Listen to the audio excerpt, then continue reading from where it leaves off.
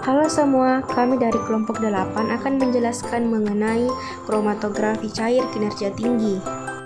Ini adalah anggota kelompok kami. Sebagai pendahuluan, fitokimia mempelajari senyawa kimia alami dalam tumbuhan seperti alkaloid, flavonoid, terpenoid, dan senyawa fenolik lainnya. Sedangkan KCKT merupakan metode pemisahan identifikasi dan kuantifikasi senyawa dengan sensitivitas serta akurasi tinggi, sehingga banyak diterapkan dalam penelitian farmasi dan bahan alam. KCKT atau High Performance Liquid Chromatography atau HPLC adalah teknik pemisahan yang digunakan untuk menganalisis campuran senyawa dalam bentuk cair. Teknik ini bekerja dengan memisahkan komponen berdasarkan interaksinya dengan dua fase, yaitu fase diam yang terdapat dalam kolom kromatografi dan fase gerak yang membawa sampel melalui kolom. Selanjutnya ada jenis-jenis KCKT. Yang pertama, ada kromatografi fase balik atau reversed phase kromatografi. Pada metode ini, fase diam bersifat nonpolar, sedangkan fase gerak bersifat lebih polar. Teknik ini sering digunakan untuk analisis senyawa polar seperti obat-obatan dan senyawa bioaktif dari tumbuhan. Yang kedua, ada kromatografi fase normal atau normal phase kromatografi. Berbeda dengan fase balik, metode ini menggunakan fase diam yang lebih polar dan fase gerak yang bersifat nonpolar. Yang ketiga ada kromatografi eksklusi ukuran atau size exclusion chromatography. Teknik ini memisahkan senyawa berdasarkan ukuran molekulnya.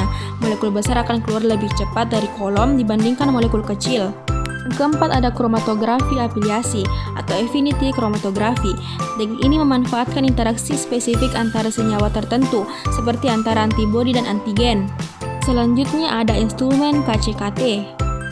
KCKT terdiri dari beberapa komponen. Yang pertama, ada wadah fase gerak. Wadah fase gerak berfungsi sebagai tempat penyimpanan pelarut yang digunakan untuk membawa ke sampel melalui sistem KCKT. Kedua, ada pompa KCKT, bertugas mengalirkan fase gerak dengan tekanan tinggi melalui sistem, sehingga memungkinkan pemisahan senyawa secara efisien.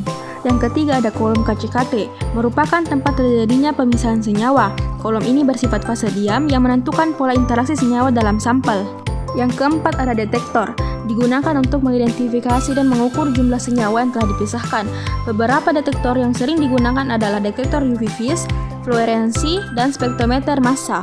Prinsip kerja KCKT dimulai dengan memasukkan sampel ke dalam fase gerak yang kemudian dipompa ke dalam kolom kromatografi.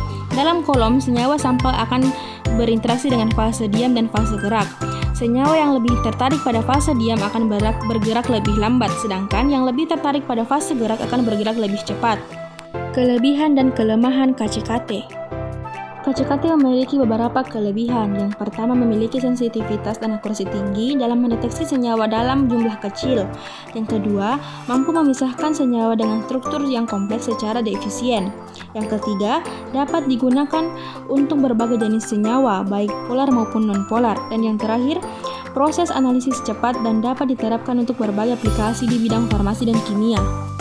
KCKT memiliki beberapa kelemahan. Yang pertama, biaya peralatan dan bahan yang digunakan cukup tinggi. Yang kedua, membutuhkan keahlian khusus dalam pengoperasian dan interpretasi hasil. Dan yang terakhir, pengoptimalan kondisi analisis seperti fase gerak dan jenis kolom seringkali memerlukan waktu dan percobaan yang cukup banyak. Adapun aplikasi KCKT dalam bidang farmasi dan fitokimia. Yang pertama, analisis obat diuretik dalam urin untuk mendeteksi penyalahgunaan doping dalam olahraga. Yang kedua, penetapan kadar senyawa aktif dalam sajian farmasi untuk memastikan kualitas obat. Yang ketiga, identifikasi senyawa bioaktif dalam ekstrak tumbuhan guna keperluan penelitian bahan alam. Dan yang terakhir, pengujian kemurnian bahan baku farmasi untuk mencegah kontaminasi dalam produk obat. Adapun kesimpulan pada materi ini, KCKT merupakan teknik kromatografi yang sangat penting dalam analisis farmasi dan fitokimia. Dengan prinsip pemisahan berbasis interaksi antara fase diam dan fase gerak, metode ini mampu memberikan hasil yang akurat dan andal dalam identifikasi serta kuantifikasi senyawa.